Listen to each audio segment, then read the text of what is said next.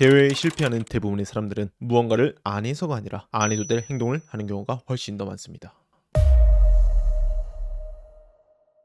아로하 이별 재회 상담사 아로제입니다. 지금 이 영상을 보고 계신 대부분의 사람들은 이미 한 번쯤은 붙잡거나 매달리고 왔을 거라 생각을 해요. 그리고 속으로는 이런 생각을 하고 계시겠죠. 내 상황이 최악은 아닐까? 내가 다 망쳐버린 거 아닐까? 결론부터 말씀드리면 괜찮습니다. 저는 8,000건 이상의 상담을 했고 매일 상담을 하고 있지만 모든 사람들이 다 상황을 망치고 매달리고 붙잡고 오세요. 아마 저였어도 그럴 거예요. 그러니까 너무 자책할 필요 없으니 지금부터라도 실수를 줄이셨으면 좋겠습니다. 오늘 영상은 이별 후 절대로 하면 안 되는 행동 5가지와 이 행동들이 왜 재회를 멀어지게 만드는지 설명드릴 겁니다. 물론 사람마다 상황은 다를 수 있겠지만 이 개념만 여러분들이 알고 있어도 실수를 줄이고 훨씬 더 마음 편하게 시간을 보낼 수 있을 거예요. 그럼 시작에 앞서 좋아요, 구독도 한 번씩만 꼭 부탁드리고 현재 멤버십도 운영하고 있으니 많은 관심 부탁드립니다. 이별 후 절대로 하면 안 되는 행동 첫 번째, 감정 쏟아내기. 이별 후 가장 흔한 실수예요. 제발 한 번만 더 생각해줘. 이렇게 끝나는 건 아니잖아. 어떻게 나한테 이럴 수 있어? 이런 식으로 매달리거나 화를 내거나 아니면 계속 이유를 캐묻거나 이런 말들은 모두 감정의 폭발이에요. 하지만 이별 직후의 상대는요. 여러분의 감정을 받아줄 여유도 의지도 없는 상태입니다. 이별은 정서적 에너지가 바닥난 상태에서 일어납니다. 그런데 이때 감정을 계속 밀어붙이면 이 상황을 피로나 부담으로 인식하게 되고 결국 관계 회복이 아닌 차단까지 이어지게 될 수 있다는 거죠. 두 번째, 염탐하기. 그 사람이 어떻게 지내고 있을지 궁금한 건 당연해요. 그래서 SNS를 들여다보고 겹친에게 근황을 물어보고 스토리를 몰래 보는 행동도 반복합니다. 그런데 문제는 상대방이 이걸 다 알아차린다는 거죠. 그런데 이렇게 염탐하는 모든 행동들은 상대방에게 나는 아직 너한테 관심 있어 라는 신호로 그대로 전달됩니다. 특히 이별을 통보하는 입장에서는요. 여러분이 계속 주변에 맴돌고 있다는 것 자체가 불편하고 부담감으로 다가와요. 왜냐면 이별을 결정한 사람은요. 감정적으로 거리를 두고 싶고 휴식이 필요하다고 판단했기 때문이거든요. 근데 내 결정이 존중받지 못하거나 방해받는다는 느낌을 받는다는 거죠. 그 결과 여러분이란 존재는 그리움의 대상이 아니라 거리를 더 벌리고 싶은 대상으로 바뀌게 됩니다. 세 번째, 힘든 티내기.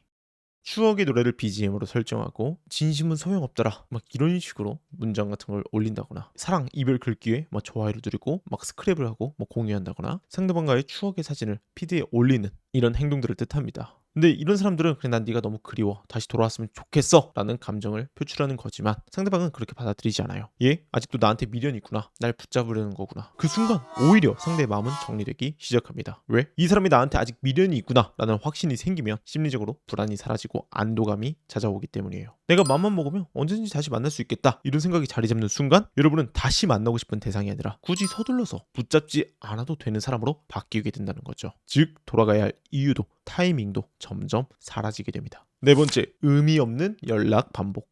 요새 잘 지내? 오랜만에 안부 인사하고 싶어서 연락했어. 그냥 문득 생각나서 연락했어. 이건 가벼운 접촉처럼 보일 수 있겠지만 사실은 감정 정리의 시간을 방해하는 행동이에요. 재회는요. 상대가 여러분의 빈자리를 그리움을 느껴야 시작이 됩니다. 그런데 충분한 공백기를 주지 않은 상태에서 계속 여러분이 나타나면 어떻게 된다? 익숙함만 느끼고 오히려 긴장감은 사라지고 매력이 줄어들게 된다는 거죠. 그리고 여러분들이 이런 행동을 반복하잖아요. 결정적으로 상대방의 인식을 바꿀 수 있는 타이밍을 놓치게 돼요. 왜? 여러분들이 진짜 변화된 태도를 드러내잖아요. 그런데도 이전에도 계속 이렇게 연락을 했었으니까 이번에도 이때뿐이겠지? 이런 식으로 전달이 돼서 앞으로 여러분들이 대회를 설계하는데도 큰 방해가 된다는 거죠. 다섯 번째, 무리한 자기 변화 드러내기.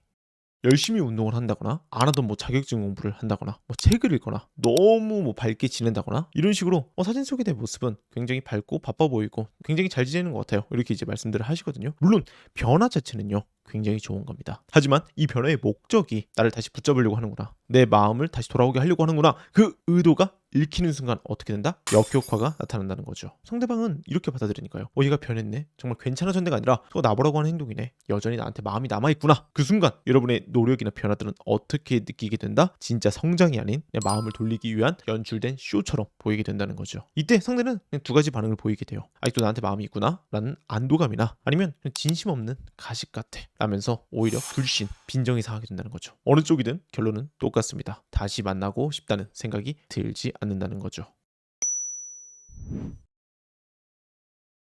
이별은 두 가지 이유에서 시작됩니다. 마음이 식어서, 마음이 지쳐서. 만약 상대방의 마음이 식었다면 더 이상 붙잡지 말고 당당하고 매력적인 삶을 살아가는 모습을 보이면 그만입니다. 반대로 마음이 지쳤다면 그 사람의 휴식이나 감정 회복을 방해하지 않는 태도, 조용히 자숙하며 성숙해지는 모습을 드러내는 겁니다. 그런데 문제는 여러분의 사연이 상대가 마음이 식은 건지 아니면 지친 건지 아니면 둘 다인지 정확히 모른다는 거죠. 그렇기 때문에 일단은 지금 당장 하지 말아야 할 행동들 먼저 알려드린 겁니다. 이렇게 된 상태에서 여러분들이 어떤 노력들을 해야 의미가 있는 거지, 이미 될 것도 망쳐버리면 안 되잖아요. 그쵸? 여러분 딱 한 가지만 기억하세요. 재회는 누가 더 힘드냐의 싸움입니다. 이와 관련된 자세한 전략이 궁금하신 분들은 제가 고정 댓글에 무료로 올려두었으니까 꼭 시간 되실 때 반복해서 읽어주세요. 여러분들의 좋은 결과를 진심으로 응원하겠습니다. 오늘 제가 준비한 영상은 여기까지입니다. 도움이 되셨다면 좋아요, 구독 한 번씩만 꼭 부탁드리고 저는 다음에 더 유익하고 재미있는 영상으로 인사드리겠습니다.